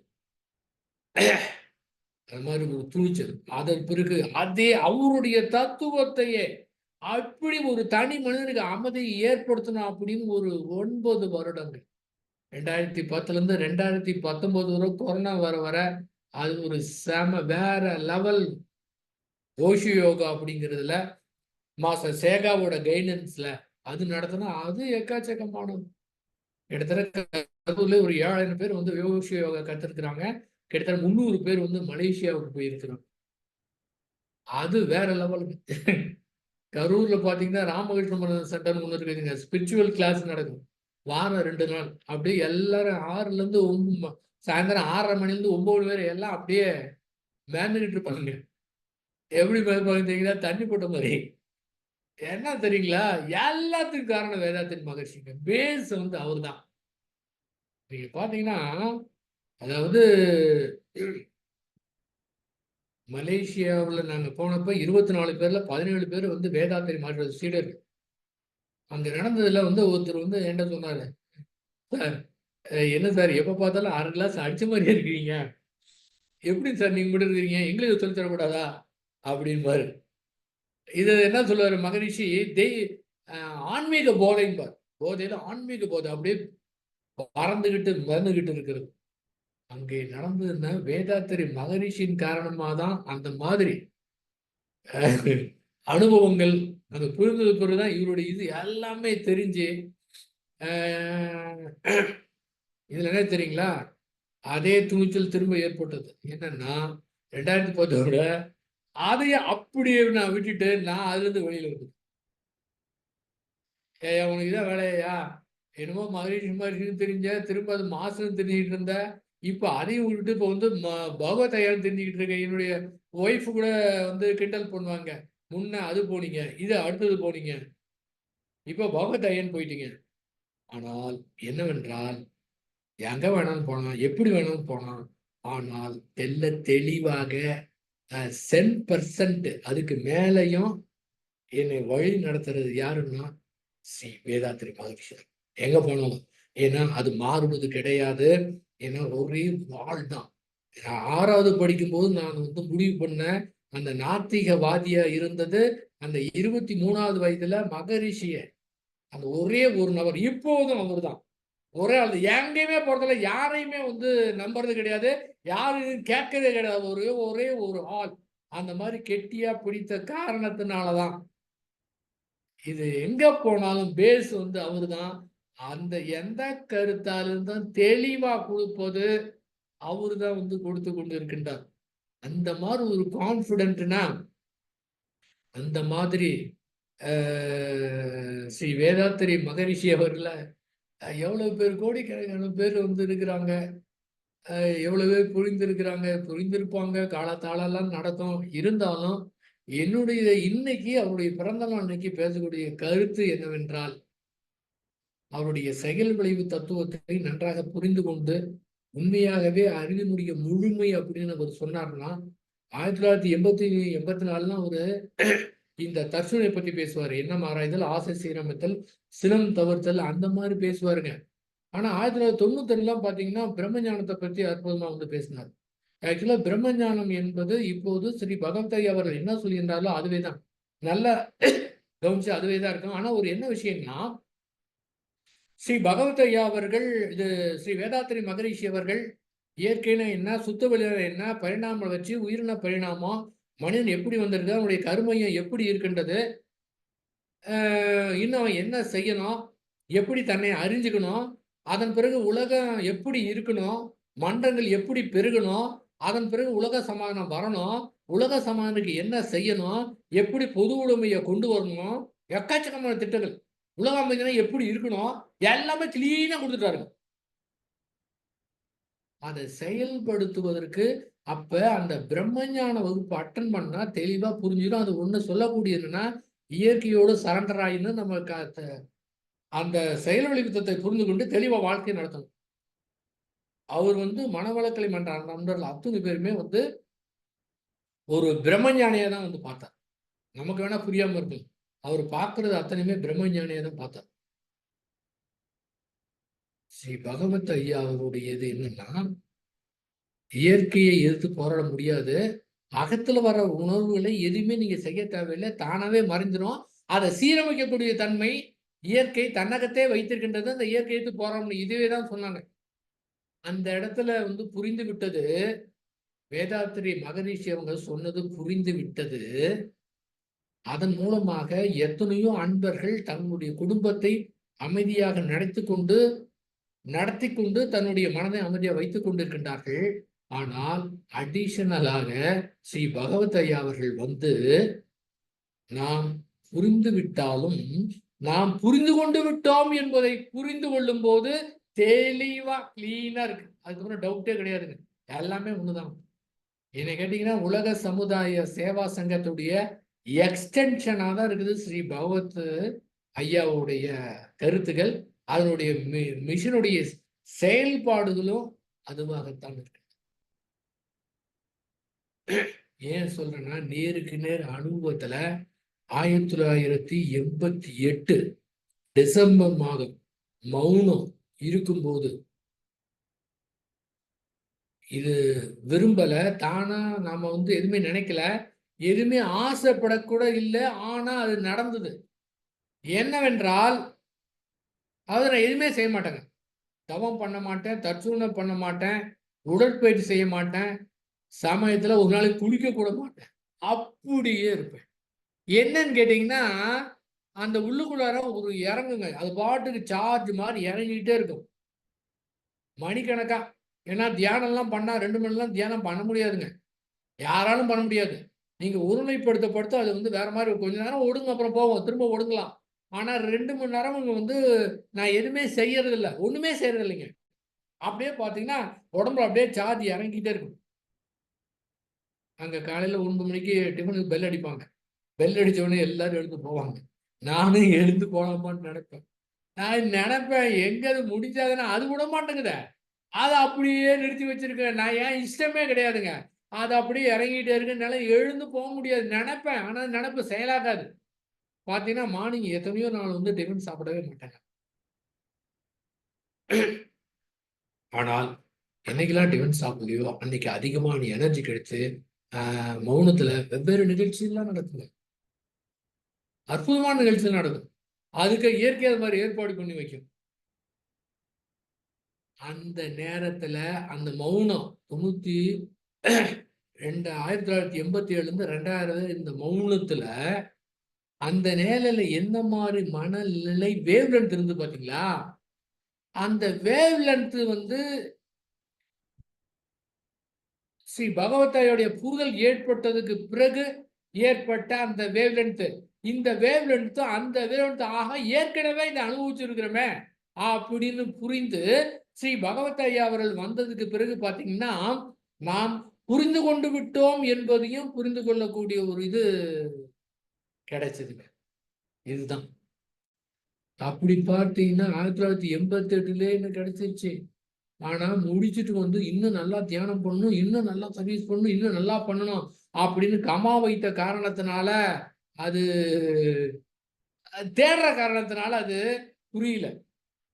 ஆனாலும் இயற்கையாவே புரிந்த காரணத்தினால அற்புதமான நிகழ்வுல நடந்து கொண்டிருந்துச்சுங்க. அப்ப நாம் புரிந்து கொண்டு விட்டோம் என்பதையும் புரிந்து கொண்டால்தான் அந்த தெளிவு, அந்த துணிவு. அப்ப என்னங்க 62ல பிறந்தேன் 88, 72, 82, 88ல முடிஞ்சிச்சுங்க. திரும்ப அது எப்போ வந்து ஃபீல் பண்றது? திரும்ப கொரோனா காலத்துல இது புரிஞ்சுது. தெரிஞ்சுக்கிட்டேன். தெரிஞ்சுக்கிட்டேன்னா அப்படி ஒண்ணும் பெரிய விஷயம் இல்ல. ஏன்னா எல்லா இடத்திலுமே அனைவரிடத்திலே அந்த விடுதலை, முக்தி என்பது அனைவரிடத்திலே இருக்குதுங்க. எல்லாத்துக்கிட்ட இயல்பா இருக்காதுன்னா பெரிய விஷயமே கிடையாது. ஆனா, நாம வந்து தேட ஆரம்பிச்சோம்னா எப்ப கிடைக்கும்? எப்ப கிடைக்கும்? பார்த்தீங்கன்னா, அந்த மௌனம் இருக்கும்போது, ஆஹா! பார்த்தீங்கன்னா, அப்படியே அடைஞ்சிட்ட மாரி பக்கத்திலேயே போன மாரி இருக்கும். பார்த்தா ரொம்ப தூரத்தில இருக்கிற மாரி தெரியும். அப்புறம் பார்த்தா பக்கத்தில இருக்கிற மாரி தெரியும். ஆக்சுவலா 88லயே அப்படியே மௌனத்தில அவரு குடுத்துட்டாரு. வேதாத்திரி மகரிஷி குடுத்துட்டாரு. எல்லாம் முடிச்சுட்டாரு. இருந்தாலும் ஒரு காலகட்டம் வந்து தேவைப்படுகின்றது. அத புரிந்து கொள்வதற்கே ஒரு காலகட்டம் தேவைப்படுகின்றது. அன்னைக்கே புரிஞ்சிருந்தா முடிஞ்சிருச்சு. நம்மலாம் சாதாரண ஆள் தானே. ஆனால் ஸ்ரீ பகவத் ஐயா அவர்களே 96 வரை 1996 வரை அவர் வந்து பரவச நிலை கிடைத்தா ஞானம் நினைச்சுக்கிட்டு இருந்து 1996ல அவருக்கு பரவச நிலை கிடைத்து 1 வருஷம் பரவச நிலையில் இருந்தார். அதன் பிறகு தொந்தரவு பண்ண அதை கீழ் விட்டார். அதன் பிறகு 10 வருடங்கள் 10 வருடங்கள் 2006 வரை என்னதான் பண்றதுன்னு தெரியாம திகைச்சுக்கிட்டு இருக்கிறாரு. ஞானம் அடையுங்கிற எண்ணம் எல்லாமே இருக்குது. ஆனா நடக்கவே மாட்டேங்குது. 10 வருஷம் ரொம்ப கஷ்டப்பட்டாரு. அவர் வேணா 96ல வேணா அவரு வந்து அந்த பரவசத்துல இருக்கலாம். ஆனால் அந்த புரிதல் என்பது 88லயே வேதாத்திரி மகரிஷி அவர்களால் எனக்கு கொடுக்கப்பட்டது. 2006 இதுலயும் ஒரு ஏதோ சூக்குமான விஷயம் இருக்கலாம். 2006 மார்ச் 28 வேதாத்திரி மகரிஷி அவங்க நிறைவு பெற்றார்கள். இந்த உடல் போதும் அப்படின்னு நிறைவு பெற்றுட்டாங்க. அதன் பிறகுதான் ஒரு பகவத் ஐயாவுக்கு கிடைச்சிருக்கு. எப்படி பாருங்க. அதனால அந்த மௌனத்திலே வந்து கிடைச்சிருச்சு. அந்த புரிதலும் ஏற்பட்டு விட்டது. அந்த புரிதல்னால என்ன மாரி மனநல அப்பயே கிடைச்சிருச்சுங்க. அப்ப எல்லாத்துக்கும் ஈஸிங்க. ஒண்ணுமே கிடையாதுங்க. எல்லாத்துக்கும் ஈஸி. அதுவும் மகரிஷியோட சீடர்கள்லாம் ரொம்ப ரொம்ப ஈஸி. ஏன்னா, அவரு அவ்வளவு ஏக்கத்த குடுத்திருக்காரு. அவ்வளவு உள்ளுக்குள்ளார மக்களுக்கு அடையணும் அப்படிங்கிற இத குடுத்திருக்கிறாரு. அவருடைய ஏக்கம் அப்படியே எல்லா இடத்துலயும் வந்து பரவுங்க. அதனால என்ன பண்ணணுங்க? என்ன பண்ணணும்னா, ஒண்ணுமே பண்ண தேவையில்ல. மனத பொறுத்தவரை ஒன்றுமே செய்ய தேவையில்லை என்று தெளிவாக தெளிவாக யாருமே தேவையில்லைங்க. யாருக்குமே வந்து அத்தனை பேரும் வரவில்லை என்று நினைக்க தேவையில்லை. ஏன்னு கேட்டீங்கன்னா தெளிவா தெரிஞ்சிச்சு. இயற்கை எப்படி அப்படி நடத்துறது, வழி நடத்துறது போனோம். ஒரு முறை மாலையில கூட பகவதையோட பேசிட்டு சொன்னாங்க, எல்லா இடத்துலயும் எக்கச்சக்கமா கும்பல் வராங்க, இங்க அவ்வளவு கும்பல் வரதில்ல. அதுக்கு என்ன காரணம்னா என்னுடைய உதவி யாருக்கும் தேவையில்லை. ஒரு அமைப்பு இருக்குன்னா, ஒரு குரு இருக்காருன்னா அடிக்கடி போய் பார்க்கணும், சார்ஜ் பண்ணிக்கணும், அவர் சொல்றதை கேட்கணும், திரும்ப திரும்ப மீட்டிங் அட்டன் பண்ணிக்கிட்டே இருக்கணும். ஆனா என்ன பொறுத்தவரை என்னுடைய உதவி எதுவுமே தேவையில்லை. ஏன்னா யூடியூப் பார்த்தா ரொம்ப பேர் வந்து அந்த நிலைக்கு போயிடுறாங்க. அதனால என்னுடைய உதவி எதுவுமே தேவையில்லை. ஏன்னா உண்மை அதுதான். பாருங்க, உதவியே தேவையில்லைங்க. ஏன்னு கேட்டீங்கன்னா அந்த புரிதல் தான். சாதாரண புரிதல். மனதை பொறுத்தவரை எதுவுமே புரிந்து கொள்ள தேவையில்லை என்பதை வந்து புரிந்து கொண்டாலே போதுமானது. எவ்வளவு ஈஸி பார்த்தீங்களா? மகரிஷி போன்ற எத்தனை மகான்கள் இயங்குனாங்களோ அதை அந்த ஏக்கத்தின் காரணமாக தான் இந்த நிகழ்வு நடந்திருக்குங்க. அதாவது வேதாத்திரி மகரிஷி வந்து ஒரு 5 நாள் ப்ரோக்ராம் நடக்கிறப்ப நானும் என் மிஸ்ஸஸும் போயிருந்தோம். அப்போ வந்து நான் ஏதாவது பேசணும்னு வச்சுக்கலேன், யார்ட்டையும் போய் எப்படி பேசணும்னு கேட்க மாட்டேன். ஏன்னு கேட்டீங்கன்னா எனக்கே பேச்சு முடிச்சோன்னா எப்படி இருக்குன்னு எனக்கே தெரிஞ்சிடும். எனக்கே ஒரு ஒரு உணர்வு தோணும். அதனால யாருக்கும் போய் கன்ஃபார்ம் பண்ணவே தேவையில்லை. ஆனா அந்த ப்ரோக்ராம் போகும்போது அந்த 5 நாள் பயிற்சியில மகரிஷி நடத்துனாங்க. நடுப்புற டீ டைம் எல்லாரும் வெளியில போயிட்டாங்க. நானும் மகரிஷி மட்டும் தான் இருந்தோம். மகரிஷி கேட்டாரு, மனோகரன் என்னுடைய பேச்சு எப்படி இருந்ததுன்னு கேட்டாரு. நிஜமா வெறுத்தே போயிட்டேங்க. ஏங்க அவரு எப்படியாப்பட்டவர்? நான் வந்து யாரையுமே கேட்க மாட்டேன். அது ஒரு பெரியம்மா நினைச்சிட்டு இருந்தேன். ஆனா அவரு என்கிட்ட கேட்கிறாரு, மனோகரன் நம்ம பேசுறது எப்படி இருந்ததுன்னு கேட்டாரு. எனக்கு என்ன சொல்றதுன்னு தெரியல. பாருங்களேன். அதன் பிறகு கேட்டாரு, மனோகரன் நீங்க வந்து பேராசிரியர் இந்த மாதிரி அகத்தாய்வு நடத்துறப்பலாம் என்ன பண்ணுவீங்கன்னு கேட்டாரு. சுவாமிஜி நான் வந்து மற்ற லீவ்லாம் எடுக்க மாட்டேன். என்னுடைய பிஎல்ல என்கேஜ் பண்ண மாட்டேன். மெடிக்கலுக்கு ஃபுல்லா இதுக்கு தான் எடுப்பேன். நான் லீவ் போட்டுருவேன். அதுக்கு சொன்னாரு, என்ன சொன்னாரு தெரியுங்களா? மனோகரன் அடிக்கடி பேங்குக்கு லீவ் போடாதீங்க. என்ன பாருங்க. லீவ் போடாதீங்க. என்ன மாதிரி பார்த்தீங்களா? இதே இது வந்து பாகவதாயகிட்டயும் அந்த அனுபவம் கிடைச்சதுங்க. அந்த புரிதல் ஏற்பட்டதுக்கு பிறகு நான் வந்து வாட்ஸ்அப்லாம் இது பண்ணி என்னுடைய ஸ்டேட்டஸ்லாம் பௌத்த கருத்தை கொடுத்தேன். பௌத்த மிஷினில் யாருக்குமே தெரியாது, யார்ட்டையும் பேசல. அப்போலாம் கொரோனா பீரியடு. ஒரு நம்ம ஃப்ரெண்டு நம்மகிட்ட தான் தியானம் கற்றுக்கிட்டாரு. அவர் என்ன சொன்னார், மா ஸ்ரீ பகவத்கிட்ட ஃபோன் பண்ணி இந்த மாதிரி மனோகரன் கரூர் இருக்காரு, உங்களுடைய கருத்துலாம் நல்லா சொல்லிட்டு இருக்காரு அப்படின்னு. அப்புறமே அவர் எனக்கு ஃபோன் பண்ணார், நீங்கள் வந்து பகவத்கிட்ட ஃபோன் பண்ணுங்க. நான் பண்ண மாட்டேங்க, ஏன்னா மிக அற்புதமான ஒரு தெளிவு. இதுக்கு ஃபோனில் வந்து ரெண்டு சொல்லக்கூடாது, கொரோனா பீரியட் மூடிட்டு நேரடியாக நான் போய் பார்த்துக்கிறேன் அப்படின்னு சொன்னேன். இதை வந்து அவர்கிட்ட சொல்லியிருக்காரு. உடனே பகவத் என்ன சொன்னார், சரி அவரு பேசாட்டி போறாரு, அவர் ஃபோன் நம்பரை கொடுங்க, நான் அவர்கிட்ட பேசுறேன்னு. எப்படி பாத்தீங்களா? என்ன பாருங்க, அது மகரிஷி எங்க கூட்டிட்டு போறாரு பாருங்களேன். ஆச்சா அப்படின்னு அவர்கிட்ட பேசுறாரு. அவருடைய நண்பர் ஒருத்தர் விவாகர்னு சென்னையில் இருக்காரு. அவரு வந்து ஒரு நாள் நைட் ஃபோன் பண்ணாரு. இந்த மாதிரி ஸ்ரீ பகவத் ஐயா கருத்துக்கெல்லாம் நீங்க போறீங்களாம்ல, தயவு செய்து புரிந்து கொள்ளுங்கள் வேற போடுறீங்களாம்ல.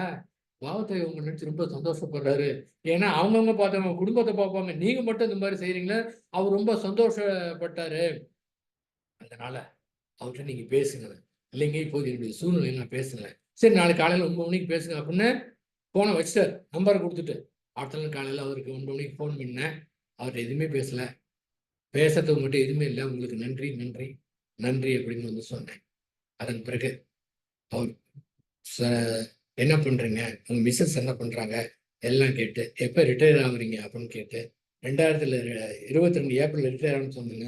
அப்போ அவர் சொன்னாரு, நீங்கள் ரிட்டையர் ஆனதுக்கு பிறகு நாம் நாம் இணைந்து செயல்படலாம்னு. இப்போதான் எனக்கு மகிழ்ச்சி வந்துச்சு. எப்படி லீவ் போடக்கூடாதுன்னு சொன்னாரோ அதே மாதிரி நீங்க ரிட்டையர் ஆனதுக்கு பிறகு நாம இணைந்து செயல்படலாம்னு சொன்னார். அந்த மாதிரி மகிழ்ச்சியுடைய பெருமையை வந்து சொல்லிக்கிட்டே போகலாம்.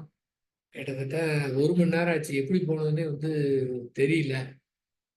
மிக அற்புதமான ஒரு நிகழ்வு. அதாவது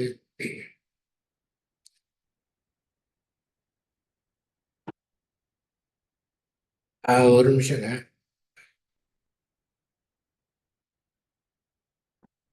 அது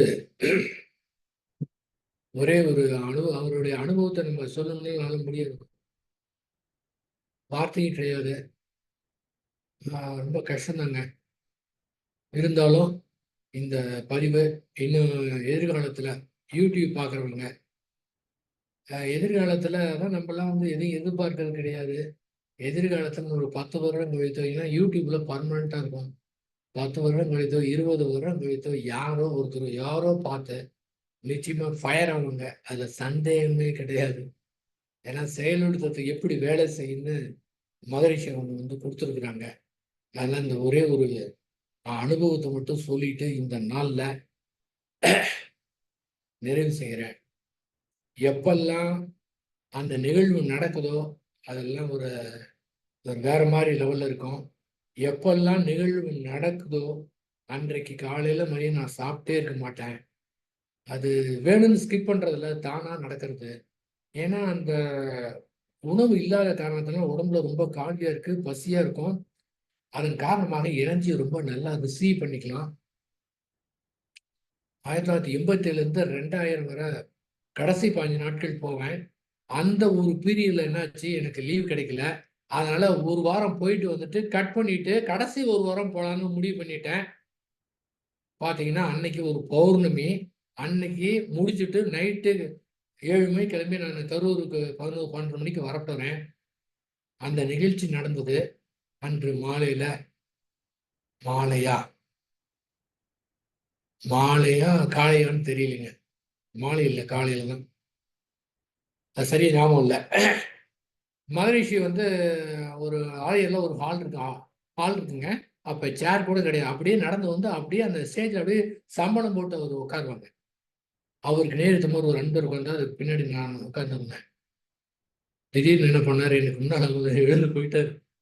நான் அவருக்கு முன்னால போய் உட்கார்ந்தேன். இதுக்கு முன்பாக ஒரு ஒரு நிகழ்வு, ஒரு அன்பர் மகரிஷி இடத்துல வந்து சொல்றாரு. மகரிஷிய பத்தி என்கிட்ட சொன்னார்.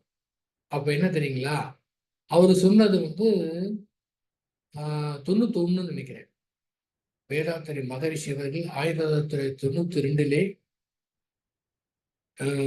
நிறைவு பெற்று விடுவார்கள். அவருடைய ஜாதகம் வச்சு நான் கணக்கு பண்ணது அப்படின்னு சொன்னார். இதை வந்து மகரிஷியே சொல்லியிருக்காரு ஒரு மௌனத்துல. மகரிஷி மௌனம் முடிஞ்ச பிறகு அவரை கூப்பிட்டு எப்படி கண்டுபிடிச்சீங்க என்ன இதுன்னு பொறுமையா கேட்டார். அதான் மகரிஷி. அவர் சொன்னார்ல, அந்த போய் உட்கார்ந்த உடனே அவர் சொன்னது எனக்கு நினைவுக்கு வந்துருச்சுங்க. அந்த நினைவுக்கு வந்து அச்சோ மகரிஷி அதுக்குள்ளயா அப்படின்னு நினைச்சிட்டு பாக்குறப்ப என்னுடைய அறியாம என்னுடைய கண்கள்ல கண்ணீர் வர ஆரம்பிச்சிருச்சு. நீங்க 92 நீங்க நீங்க வந்து எங்களை விட்டுட்டு போயிருவீங்களா? அதை புரிஞ்சாருல, என்ன பண்ணாரு, தவம் நடக்குதுங்க. தவம் நடக்கிறப்ப நான் வந்து அழுதுட்டு கண்ணை திறந்து பாக்குறேன். அவரு தியானம் பண்ணவரு கண்ணை திறந்து என்னை பாக்குறாருங்க. பாத்தீங்கன்னா என்னுடைய வலது கண் மட்டும் அப்படியே அவர் கண்கள் இருந்து வர 2 கண்ல இருந்து வரக்கூடிய ஆற்றல் அப்படியே என்னுடைய வலது கண்ணுக்கு உள்ள போய் அப்படியே உடம்பு முழுவதும் ஆயி என்னாச்சுன்னு கேட்டீங்கன்னா, அதேதான் என் காது எதுவுமே கேட்கல. அப்படியே ஒண்ணுமே தெரியலங்க. கண்ணு கூட இங்க சைடுல ஏதோ ஒரு நிழல் படம் மாதிரி தெரிஞ்சது. எதுவுமே தெரியலைங்க. இந்த 5 புலனும் ஒன்றாகி அறிவறிந்து 5 புலனும் ஒன்றாகி அறிவறிந்தேன்னு சொல்லுவாரு. அந்த மாதிரி ஒரு புலனும் கிடையாது. கண்ணு பார்க்குற ஒரு புலன் தான். பார்த்தீங்கன்னா, அப்புறம் தான் எனக்கு இது ஆச்சரியமா இருந்தது. இந்த சினிமாவெல்லாம் காமிக்கும்போது, இந்த சிவன், அம்மன், விஷ்ணு இது மாதிரிலாம் வரும்போது, சினிமாவுல காமிப்பாங்க பார்த்தீங்களா? ஃபர்ஸ்ட் அப்படியே புகை புகையா வரும். அதுக்கப்புறம் தான் இந்த சாமி வரும். இந்த சினிமாக்காரங்களுக்கு இது எப்படி தெரிஞ்சது? ஏன்னு கேட்டீங்கன்னா, அவரு என்னைய பார்த்த உடனே அவரு என்ன பண்றாருங்க, அப்படியே மேல போயிட்டு இருக்கிறாருங்க. அந்த மேல போறதுக்கு முன்னால அங்க அந்த இடம் முழுதும் ஒரே புகையா இருக்குது. சினிமால வர மாரி புகை. இவரு அப்படியே வந்து உட்கார்ந்துட்டு இருக்காரு, அப்படியே மேல அப்படியே போயிட்டே இருக்குது. ரொம்ப ஆச்சரியமா இருந்தது. பார்த்தீங்கன்னா, அந்த வலதுகள்ல வந்து அப்படியே கிறுன்னு கிறுன்னு வானமா ஏறிக்கிட்டே இருக்கு. அன்னைக்கு நைட்டு வீட்ல வந்து படுத்தா 11 மணிக்கு லாட்ஜ்ல வந்து ரூம்ல படுத்தேன்.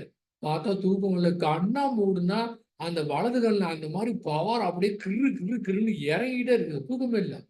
அந்த நேரம் 12, 1 மணிக்கு பார்த்து எங்கேயோ ஒரு பாட்டுங்க. அது என்ன படம்? சிவாஜி பாட்டு, அதாவது இந்த எல்லாமே சிவமயம், உயிர் உருக, அந்த ஊன் உருக, ஊனிலே உயிர் உருக அப்படின்னு அந்த ஒரு பாட்டு வருங்க. அந்த பாட்டு சத்தம் வேற கேட்டு துல்லியமா கேட்டு அப்படியே உயிர் முழுவதும் அந்த சிவமயமா ஆன மாதிரி அப்படியே உடம்புலாம் ஒண்ணுமே கிடையாதுங்க. பாட்டுக்கு கண்டினியூஸா இறங்கிக்கிட்டே இருக்குதுங்க. அந்த வலது கண்ணுல இருந்து அது பாட்டு இறங்கிக்கிட்டே இருக்குது. திரும்ப கண்ணை திறந்துட்டு திரும்ப திரும்ப அது பாட்டுக்கு இறங்கிக்கிட்டே இருக்கு. அடுத்த நாள் பேங்க்ல போயிட்டு ஒர்க் பண்ண முடியல. இந்த 2 கையிலும் அப்படியே இறங்கிக்கிட்டே இருக்கு. அந்த இயற்கை தெரியுமா? இவன் பேங்க்ல ஒர்க் பண்றான். இந்த மாதிரி வேலை பார்த்துட்டு இருக்கிறது மாதிரி சக்தி இறங்கக்கூடாதுன்னு அதுக்கு தெரியுமா? ஏன்னா அந்த நேரம் வந்துச்சு இறங்குது. ஆக இந்த மாதிரி ஒரு ரொம்ப அற்புதமான ஒரு அனுபவம்லாம் எக்கச்சக்கமா வந்து இருக்குதுங்க. இந்த நாளிலே, அவருடைய பிறந்த நாளிலே இத உங்களோடு பகிர்ந்து கொள்வதில மிக்க மகிழ்ச்சி. யாருக்காவது தெரியாதவங்களுக்கெல்லாம் இது வந்து கண்ணுல படட்டும், காதுல கேட்கட்டும். மகர்ஷியுடைய தத்துவத்தையும் புரிந்து கொண்டு ஸ்ரீ பகவத்தாத்த ஐயாவுடைய தத்துவத்தை 2யும் இணைச்சோம்னா இங்க புரிதல். இங்க ஏற்கனவே எல்லாம் பிளான் பண்ணி வச்சாச்சு. உலக அமைதி வரணும், சமாதானம் வரணும், வந்தது பிறகு என்னென்ன செய்யணும், எப்படி பொது உடைமை கொடுக்கணும், எல்லாம் கிளீனா கொடுத்தாச்சுங்க. திட்டம் போட்டு வச்சாச்சு. அப்ப 2யும் கம்பைன் பண்ணணும்னு வச்சுக்கோங்களேன், கண்டிப்பா அந்த உலக சமாதானம். புத்தர் எப்படி கஷ்டப்பட்டு போயிட்டு 6 வருடம் கஷ்டப்பட்டு அந்த வெறுமையை உணர்ந்தாரோ, அதே வெறுமையை இந்த புரிதல் மூலமா ஏற்படும். நிஜமாவே அவருடைய தனி மனிதன் அமைதி, ஒரு தனி மனிதன் அமைதியா இருந்தான்னா, அந்த வெறுமையா இருந்தானா, புத்தர் ஞானம் அடைந்தது பிறகு அந்த மனதில் எட்டி பார்க்கிறாரு, அங்க ஒண்ணுமே கிடையாது, வெறுமையா இருந்துச்சுங்க. அதே வெறுமை நிலை இந்த புதல் ஏற்பட்டதுக்கு பிறகு நமக்கு ஏற்படும். எத்தனை பேர் அந்த வெறுமையை ஃபீல் பண்றாங்களோ, அதை பொறுத்து எந்த ரூபத்துல எப்படி போகணும்னே தெரியாதுங்க. அது கண்டிப்பா மாற்றம் கிடைக்கும். என்னுடைய உயிர் வேதாத்திரி மகரிஷினா, ஸ்ரீ பகவத் ஐயா புரிதலுக்கு பிறகு ஸ்ரீ வேதாத்திரி மகரிஷி எப்படின்னா, அவரு முன்னால உயிரா இருந்தாருன்னா, இப்போது அந்த உயிரினும் உயிராக இருக்கிறார். ரொம்ப நல்லா என்ஜாய் பண்ணிட்டு ரொம்ப ஜாலியா இருக்கிறேன். ரொம்ப சூப்பரா இருக்கிறேங்க. அவருடைய வழிகாட்டுதலின் காரணமாக ஆக நீங்களும் புரிந்து கொண்டு, மகரிஷி அவர்களையும் பகவத் ஐயாவும் புரிந்து கொண்டு, இந்த நல்ல நாளிலே சூக்குமாக எங்கு நிறைந்திருக்கக்கூடிய அவருடைய ஆற்றல், யாரு ஏங்குறாங்களோ ஏங்குறவங்களுக்கு அத்தனை பேருக்கும் அவர் வந்து கொடுப்பார். அதை விட சூக்குமா பகவத் ஐயாவும் சீக்கிரட்டா அவரும் ஒன்றும் தெரியாத மாதிரி நடத்திக்கிட்டு அவரும் செம விளையாட்டு விளையாண்டுட்டு இருக்காரு. அந்த விளையாட்டை புரிஞ்சுக்கிட்டு நாமும் என்ஜாய் பண்ணி இருக்கக்கூடிய வாழ்க்கைய தயவு செய்து என்னங்க பேசுறீங்க? தூங்கி எஞ்சா மறந்தது வாழ்க்கையில எத்தனை பிரச்சனை என்னமாலாம் இருக்குது. கவலையே படாதீங்க. ஸ்ரீ பகவத் ஐயா சொல்லக்கூடியதும் அதுவே தான். இன்பம் ஏற்படும் போது எச்சரிக்கையாயிருங்கள், துன்பம் வரும்போது கவலையே படாதீங்க. அதுக்கு பின்னால நிச்சயமாக ஏதேனும் ஒரு நன்மை இருக்கின்றது. அதுல சந்தேகமே கிடையாது.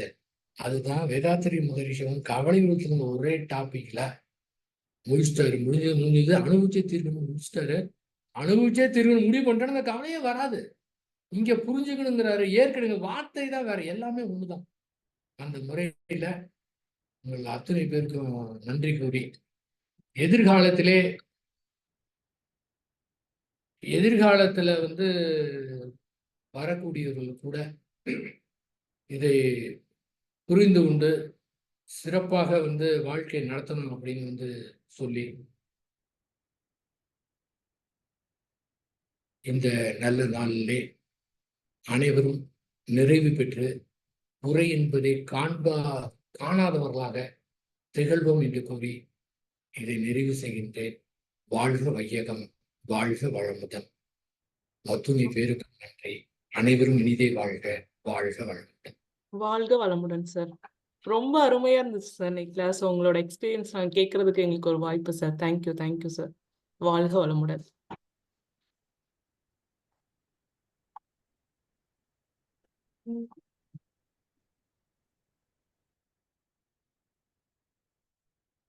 நிறைவு செஞ்சுக்கலாங்களா? சார் நிறைவு செஞ்சுக்கலாம். வாழ்க வளமுடன். இந்த 114வது குருவுடைய பிறந்தநாள் விழாவின் போது சுரேஷ்குமாரி அம்மா ஏதாவது நீங்க வந்து சொல்வதற்கு விரும்பினால், உங்களுடைய விருப்பம் இருந்தால் நீங்க தெரிவிக்கலாங்க.